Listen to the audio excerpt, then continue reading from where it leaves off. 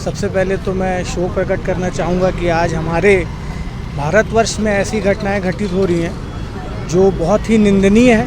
मैं आपको ये बोलना चाहूँगा कि जिस देश में एक नारी के ऊपर हाथ डालने पे महाभारत जैसी समस्या खड़ी हो गई, आज उस देश में ऐसी समस्या होने के बाद भी हम सो रहे हैं। अपराधी अपराधी होता है भैया, ना उसका जात होता है, ना धर्म होता है, ना ही वो किसी जाति का होता है और ना ही किसी राजनीतिक पार्टी का होता है। अपराधी अपराधी होता है। और मैं तो आपको एक ही चीज़ बोलना चाहूँगा भैया, ऐसे घिनौने कृत्य के लिए सरकार को एक्शन लेना ही चाहिए। इस देश में अगर हम नहीं सुधरेंगे तो फिर कोई नहीं सुधरेगा। हमारे अंदर रावण बैठा है भैया। आज क्या होता है, दिखते सब सामने में है, सबके अंदर रावण बैठा हुआ है। अगर हम अपने अंदर सुधार करेंगे, इस देश अपने आप सुधर जाएगा। और अगर सरकार इसके ऊपर एक्शन नहीं लेती है तो ये बहुत निंदनीय बात है।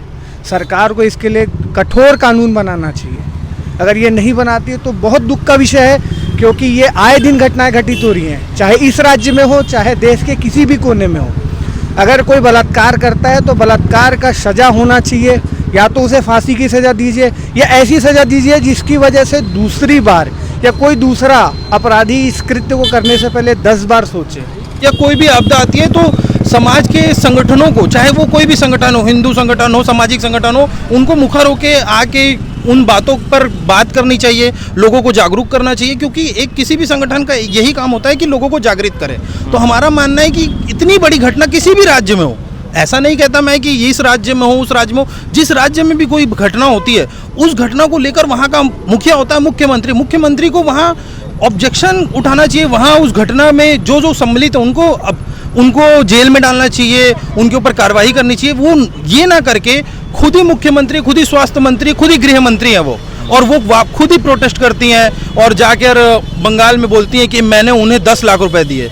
अब ये बताइए कि किसी रेप पीड़िता को 10 लाख रुपए देना, मतलब 10 लाख रुपए अगर आप किसी रेप पीड़िता को दे देंगे तो उससे उसको न्याय मिल गया क्या? कल को हमारी बहनों के साथ कुछ होता है, हमारे परिवार में कुछ घटना होती है, कोई आके बोलेगा कि मैं आपको 20 लाख रुपए दिया कंपेंसेशन, अब 20 लाख रुपए देने से मेरी बहन वापस ले आएंगे क्या आप? मेरा ये मानना है कि इसमें हम नहीं, हर देश के हर नागरिक को, हर छत्तीसगढ़ के हर व्यक्ति को इसका विरोध करना चाहिए। और इस पर जो कार्रवाई हो सकती है, अगर जनता को एकजुट करना है तो एकजुट करें, या फिर आने वाले समय में जितनी तरीके से इसका विरोध दर्ज किया जा सकता है, और हम विरोध के साथ साथ जागरूकता भी फैलाएं। क्योंकि आजकल ऐसी मानसिकता के लोग हैं जो केवल और केवल दरिंदगी करते हैं। तो ऐसे लोगों को आप या तो पुलिस की सहायता से जेल पर डलवाएं, या अगर पुलिस की सहायता नहीं करते तो आप उनके अंदर समाज सुधारक लोगों को जाकर उन्हें सुधारने का कार्य करना चाहिए।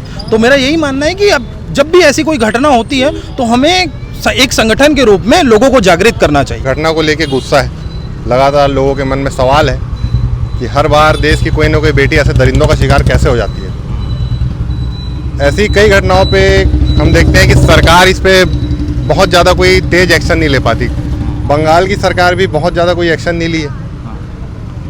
मुख्यमंत्री और स्वास्थ्य मंत्री एक ही हैं, खुद ही एक्शन में उतरना चाहिए, वो भी प्रोटेस्ट में भाग ले रहे हैं।